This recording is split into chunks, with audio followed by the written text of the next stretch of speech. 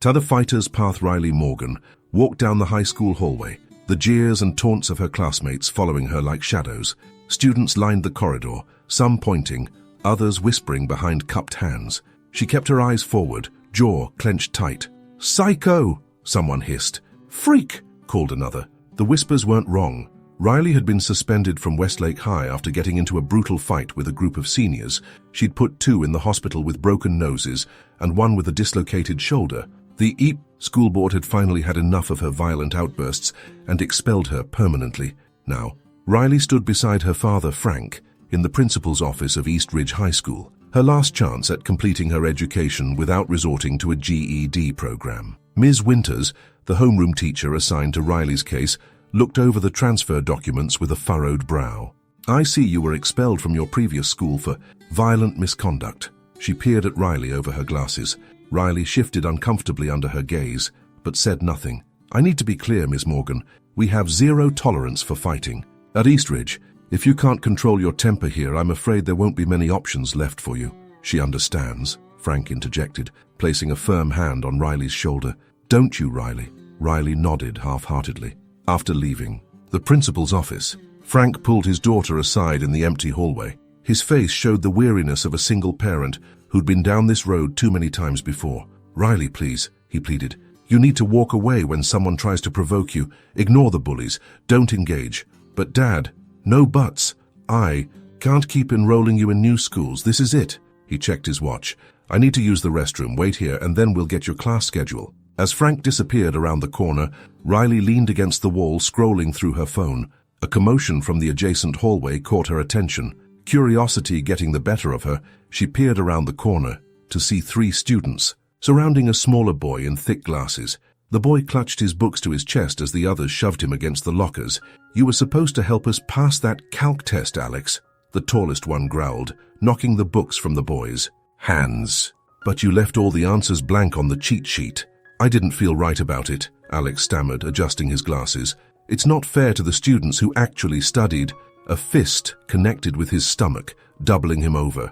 Riley watched, her father's words echoing in her mind. "Ignore the bullies. Don't engage." She started to turn away when one of the bullies kicked Alex's backpack across the floor, spilling its contents. "Please stop," Alex gasped. "Those are my mum's medical textbooks. Should have thought about that before you decided. Had to be a self-righteous little snitch." Another bully sneered, raising his fist for another blow. Riley hesitated, then pulled out her phone and began recording. The movement caught the eye of the third bully, who whirled around. "Hey, what do you think you're doing?" he demanded, stalking toward her. Riley kept filming. "Documenting 3 losers ganging up on one guy seems like fair evidence to me." Hand me that phone," the bully demanded, reaching for it. Riley pulled back. "No way." The tall bully abandoned Alex and joined his friend. "New girl thinks she's tough. Let's show her how we welcome transfer students at East Ridge." The first punch came fast, but Riley was faster. Years of karate training kicked in as she sidestepped, letting momentum carry her attacker past her. With a quick sweep of her leg, she sent him crashing to the floor. The second attacker came at her with a wild haymaker that she ducked under, responding with a precise strike to his solar plexus that left him gasping for air. The third and tallest bully hesitated, looking at his friend sprawled on the floor. His hesitation lasted only a moment before he charged. Riley pivoted, using his own momentum to throw him over her hip. He landed with a heavy thud, the wind knocked out of him. Alex stared at Riley, eyes wide with shock and admiration. The entire confrontation had lasted less than 30 seconds. "Holy shit," he whispered. "That was incredible." Riley tucked her phone back into her pocket, adrenaline still coursing through her veins. "You should pick up your stuff before a teacher comes." The next morning, Riley found herself standing at the front of room 203 as Ms. Winters introduced her to the class. "Everyone, this is Riley Morgan. She's joining us from Westlake. Please make her feel welcome." Riley scanned the classroom, her heart sinking when she spotted the 3 bullies from yesterday glaring at her from the back row. Surprisingly, Alex was also there, sitting near the front, a tentative smile on his face when their eyes met. "Take the empty seat next to Alex," Ms. Winters directed. As Riley slid into the desk, she could feel the hostile stares burning into her back. Alex leaned over slightly. "Thanks again for yesterday," he whispered. "I'm Alex Chen. I didn't do it for you," Riley replied coolly. "I just hate bullies." After the final bell, Riley headed for the bus stop, only to find Alex jogging to catch up with her. Hey, Riley, wait up! She kept walking. What do you want? I just wanted to say thanks properly, Alex said, falling into step beside her. No, one's ever stood up for me like that before. Whatever, just stay out of trouble. Can I ask you something? Where did you learn to fight like that? It was like watching a movie or something. Riley sighed. My dad runs a karate dojo. I've been training since I was 5. Alex's eyes lit up. Would you teach me? Just some basics so I can defend myself. No way, I'm already on thin ice at this school. Besides, you don't look like fighter material. Please, Alex persisted. My mum runs a small diner, and sometimes drunk customers give her trouble. Last night, 2 guys ate and refused to pay. When I tried to confront them, they knocked me around pretty bad. I need to be able to protect her. Riley stopped walking and looked at Alex. Really looked at him. She noticed the fresh bruise near his temple that he'd tried to hide with his hair. Something in his plea resonated with her. She'd started training for similar reasons, to protect herself in a world that often seemed determined to knock her down. Fine, she relented. But we do this my way. My dad's dojo after school. Tomorrow, don't be late. The next day, Riley was at her locker when Vanessa, the leader of the Bullies from the previous day, approached her with 2 friends in tow. You're the new girl who thinks she's so tough, Vanessa said, slamming Riley's locker shut. Hand over. Your phone. I want to delete that video. Riley met her gaze steadily. Not happening. And for your information, going through someone else's phone is a violation of privacy. I don't care about privacy laws, Vanessa snarled. Give me the phone or else. Or else what? Riley challenged. Vanessa lunged forward, grabbing for Riley's wrist. It was a mistake. In one fluid motion, Riley twisted out of the grip and used Vanessa's own momentum to throw her off balance. Vanessa stumbled, catching herself against the lockers with a loud bang that echoed through the hallway. Students stopped to watch as Vanessa, face burning with humiliation, straightened up and stalked away, her friends following quickly behind. From across the hall, Riley caught Alex watching, a look of amazement on his face. After school, true to her word, Riley brought Alex to her father's dojo, East Side Karate Center. Dad, this is Alex. He wants to sign up for classes. Frank Morgan looked up from the registration desk, his expression brightening at the prospect of a new student. Great, let's get you registered. While Alex filled out the paperwork, Frank pulled Riley aside. Making friends already? That's good to see. He's not my friend, Riley insisted. He just needs to learn how to defend himself. Frank smiled knowingly. If you say so. Alex's first lesson was brutal. Frank had him practice leg splits until Alex thought his groin muscles might tear. By the end of the session, he could barely walk. Same time tomorrow, Frank called, as Alex limped toward the door. I'll die if I have to do that again, Alex groaned to Riley as they left the dojo. No pain, no gain, she replied, but there was a hint of amusement in her voice. The next day, Riley was summoned to the student council office during lunch. Inside, she found Vanessa, another boy named Tyler, and the student council president. Jason Sullivan, we've received a complaint about you assaulting other students, Jason said sternly. That's not what happened, Riley countered. They were bullying Alex Chen, and then they tried to attack me when I recorded it. I defended myself. Is this true? Asked Tyler, looking at Vanessa. Vanessa squirmed under his gaze but didn't deny it. I see, Tyler said, turning to Jason. Sounds like Vanessa's group started it, not Riley. Jason frowned. That doesn't change the fact that fighting is against school rules. Self-defense isn't fighting, Tyler argued.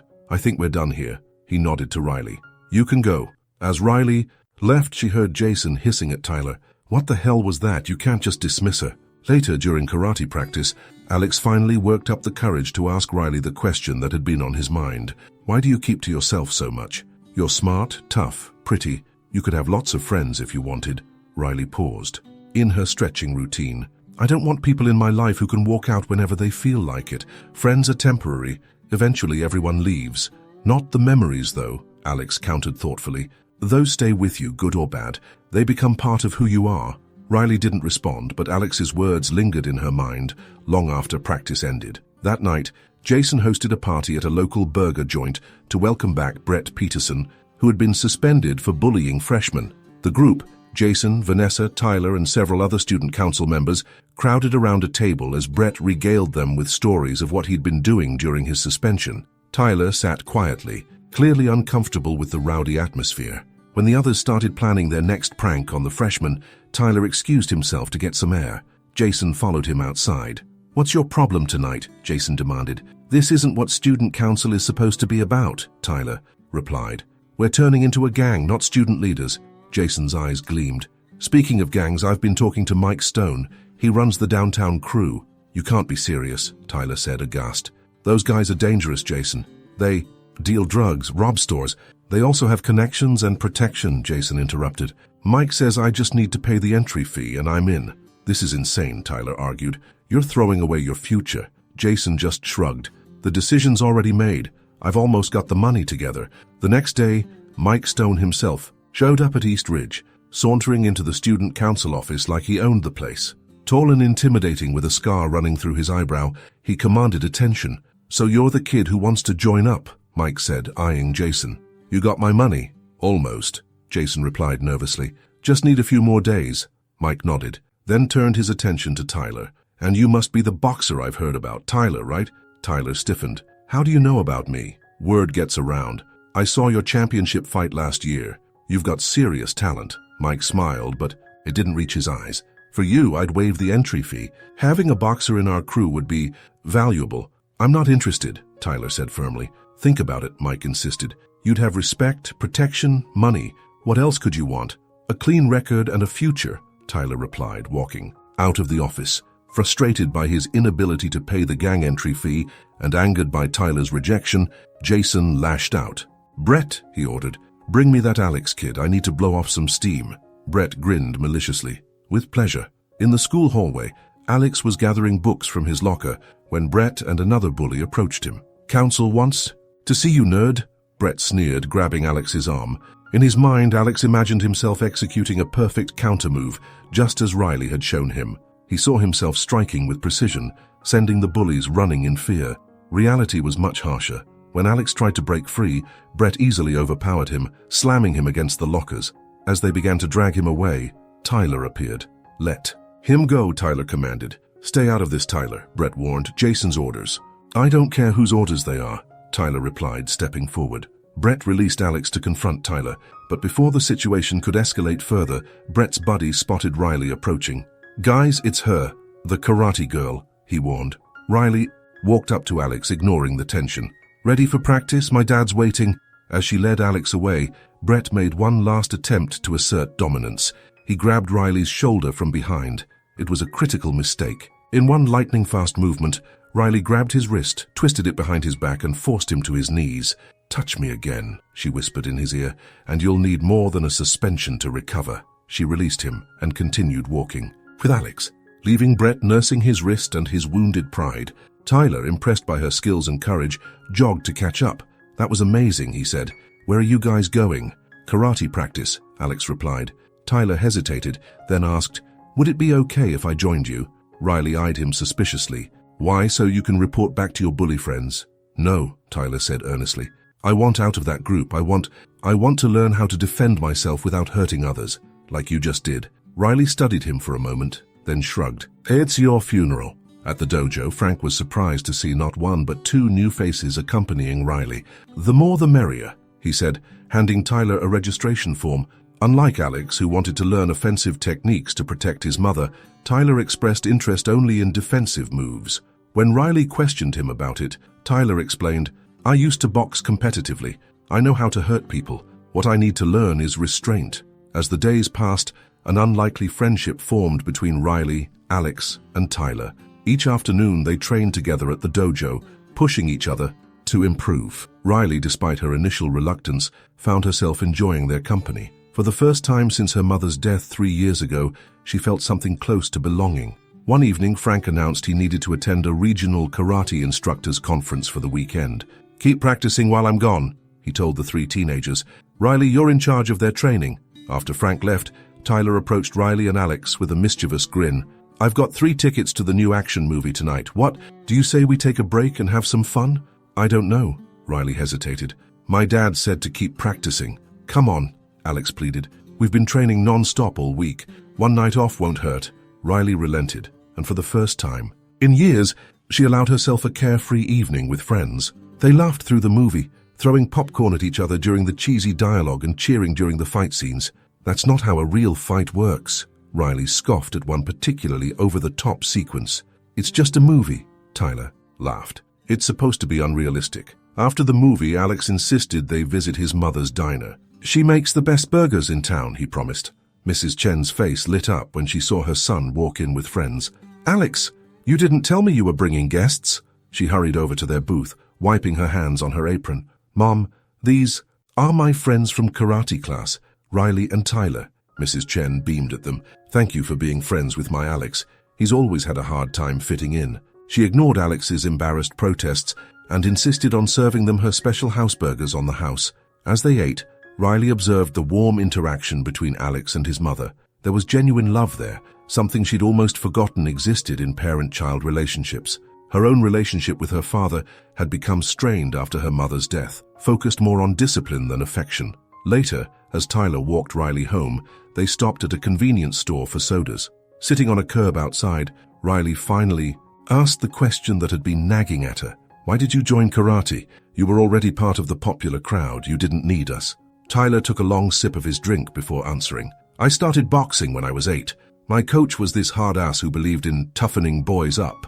He'd make us fight each other until someone was bleeding. Said it built character. Tyler's eyes darkened at the memory. I got good, really good, but I also got angry, started picking fights outside the ring, hanging with the wrong crowd. So what changed? Riley asked. I broke a kid's jaw in a street fight last year. He was in the hospital for weeks. Tyler's voice cracked slightly. That's when I realized I was becoming exactly what my coach wanted. A weapon, not a person. He looked at Riley. When I saw you take down Brett without actually hurting him, I knew that's what I needed to learn. Control, not just power. Riley felt a surge of unexpected emotion. She understood what it meant to feel like a weapon rather than a person. I can help you with that, she said softly. The next day at school, Tyler encountered Jason in the hallway. The gang leader, Mike Stone, had been pressuring Jason about the entry fee, and Jason's patience was wearing thin. I need more time, Jason insisted over the phone as Tyler approached. You've had enough time, Mike's voice growled through the speaker. Either pay up by Friday or forget about joining. Jason ended the call and noticed Tyler. I got it, he announced proudly. The entry fee, I'm meeting Mike tomorrow to make it official. You're making a huge mistake, Tyler warned. The mistake was thinking you were my friend, Jason snapped. Real friends support each other. Real friends don't let each other throw their lives away, Tyler countered. Jason's face contorted with rage. You think you're better than me now, hanging out with that psycho girl and her pet nerd? He stepped closer, poking Tyler in the chest. I'll show you what happens to traitors. The argument escalated quickly, with Jason throwing the first punch. Tyler blocked it easily, a move he'd learned from Riley, which only enraged Jason further. The fight ended with Tyler easily overpowering Jason, leaving him panting on the floor. This isn't over, Jason threatened as Tyler walked away. Furious at his humiliation, Jason sought out Vanessa. I need your help, he said, explaining his plan to get revenge on Riley. You hate her as much as I do, and if you help me, I'll make sure you get Tyler all to yourself. Vanessa hesitated. What exactly do you want me to do? Just get her alone and slip this into her drink, Jason said, showing her a small vial. It won't kill her, just make her sick enough to teach her a lesson. After some persuasion, Vanessa reluctantly agreed. She texted Riley, asking to meet in the student council office to apologize for their past conflict. I've been thinking about how I treated you, Vanessa said when Riley arrived, offering her a can of soda. It wasn't cool. Riley, suspicious but willing to hear her out, accepted the drink but didn't open it. So what's going on with you and Tyler? Vanessa asked casually. Are you two dating or what? We're just training partners, Riley answered, setting the unopened can on the table. Really? Because he's always looking at you like... Vanessa trailed off, noticing Riley's disinterest in the drink. She suddenly felt sick about what she'd almost done. Actually, that drink might be expired. Let me get you a fresh one. As Vanessa reached for the can, the door burst open. Jason strode in with Brett following closely behind. What's taking so long? Jason demanded. He spotted the unopened drink and Riley's wary expression. You didn't do it, did you? He accused Vanessa. Do what? Riley asked, standing up. Nothing. Just get out of here. Vanessa snapped at Riley, surprising herself with her protectiveness. Jason backhanded Vanessa, sending her sprawling. Useless, he spat. Brett, grab Morgan, I'll handle this myself. Brett lunged at Riley, managing to catch her off guard. He locked his massive arm around her neck in a chokehold, restricting her movement. Riley struggled, but Brett's grip was surprisingly strong. Meanwhile, Alex had overheard two students discussing Riley being summoned to the student council office, where Jason was waiting. and his instincts told him something was wrong. He raced to find Tyler, who was finishing up basketball practice. "I think Riley's in trouble," Alex gasped. Tyler didn't hesitate. He called Jason's cell phone, which was answered on the second ring. "Where's Riley?" Tyler demanded. Jason's laugh sent chills down Tyler's spine. "If you want to see your karate girlfriend again, you and the nerd better get to the gym. Alone. No teachers." Tyler and Alex sprinted to the gymnasium, only to find it dark and seemingly empty. As they ventured further inside, the heavy doors slammed shut behind them. The lights flickered on, revealing Brett and several other members of Jason's crew surrounding them. "Glad you could make it," Brett sneered. "Jason's finishing up with your friend." Tyler's combat instincts kicked in. "Alex, remember what Riley taught you?" Back-to-back defensive stance. The two positioned themselves as they'd practiced, facing outward against their opponents. The first attacker charged at Tyler, who sidestepped and used the boy's momentum to throw him to the ground, a move Riley had drilled into him repeatedly. Alex faced his own challenger, his hands trembling slightly, but his stance solid. When the bully swung, Alex blocked and countered with a precise strike to the solar plexus, just as Riley had shown him. To his amazement, his attacker doubled over, gasping for breath. Together they fought their way through Jason's crew, their weeks of training paying off in unexpected ways.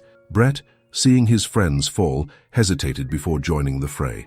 It was all the opening Tyler needed to land a perfect roundhouse kick to Brett's chest, sending him crashing into the bleachers. "Where's Riley?" Tyler demanded, grabbing Brett by the collar. "Student council office," Brett wheezed. They raced through the empty hallways, adrenaline fueling their sprint. When they burst into the student council office, they found a disturbing scene. Riley tied to a chair, a thin trickle of blood running from her split lip, and Jason pacing before her. "One more step and she gets it," Jason threatened, pressing a pocket knife against Riley's throat. "You've lost your mind," Tyler said, trying to keep his voice steady. "This isn't a gang initiation anymore. This is assault and kidnapping." "Shut up and kneel," Jason snarled, pressing the knife harder against Riley's skin. "I want to see the mighty Tyler Evans on his knees." Tyler slowly sank to his knees, buying time, while Alex edged along the wall, unnoticed by Jason, whose attention was fixed on Tyler. "That's better," Jason sneered, kicking Tyler in the ribs. "Not so tough now, are you?" As Jason drew back his foot for another kick, Alex launched himself forward, driving his shoulder into Jason's back. The surprise attack sent Jason stumbling forward, the knife clattering to the floor. In the chaos, Tyler managed to untie Riley, who sprang up from the chair with fury in her eyes. Free from her restraints, Riley became a whirlwind of precision and power. Jason barely had time to regain his balance before Riley delivered a devastating combination of strikes that left him dazed and defenseless. A final swift kick sent Jason crashing into the wall, where he slumped to the floor, defeated. Riley stood over him, breathing hard, her fists still clenched. "Is he—" Alex began. "He's fine," Riley said, her voice cold. "Just knocked out." As they left the office, they found Vanessa waiting in the hallway, a phone in her hand. "I called the police," she said. "They're on their way." 3 months later, Eastside Karate Center was bustling with new students. The incident at Eastridge High had made the local news, bringing unexpected publicity to Frank's dojo. The story of Riley, Tyler, and Alex standing up to bullies had inspired many students, particularly girls, to sign up for self-defense classes. Frank watched proudly as Riley led a group of new female students through basic blocking techniques. In the corner, Alex helped a younger boy perfect his stance while Tyler demonstrated a defensive throw to another group. "Remember," Riley told her class, "karate isn't about hurting others. It's about protecting yourself and the people you care about." Her eyes met Tyler's across the room and they shared a smile. In the aftermath of the confrontation, both Jason and Brett had been expelled and faced juvenile detention. The school had implemented a strict anti-bullying program, with Tyler serving on the committee. As for Riley, she had finally found her place, not as a loner with a chip on her shoulder, but as a leader and teacher. The anger that had defined her for so long had transformed into purpose. After class, as the last students filed out, Riley, Tyler, and Alex sat together on the training mats, exhausted but content. "My mum wants you guys to come for dinner tonight," Alex said. "She's making her famous lasagna." "I'm in," Tyler replied. Riley looked at her friends. Yes, friends, and nodded. Wouldn't miss it. Outside the dojo window, the afternoon sun cast long shadows across the parking lot. A new day was ending, but for Riley Morgan, a new chapter was just beginning. The path of the fighter, she had learned, wasn't always about the battles you fought, but about the people you chose to fight for. By the way, Alex said as they gathered their gear, did you guys hear about the tournament next month? I was thinking, maybe we could enter as a team. Riley laughed, a sound that had once been rare but was becoming more frequent. You think you're ready for that? With you two as my training partners? Absolutely. As they walked out into the fading daylight, Riley felt a sense of peace she hadn't experienced in years. The lessons of the dojo, discipline, respect, and courage had extended far beyond the physical techniques, teaching her that true strength came not from standing alone, but from standing together. And for the first time since her mother's death, Riley Morgan felt truly strong.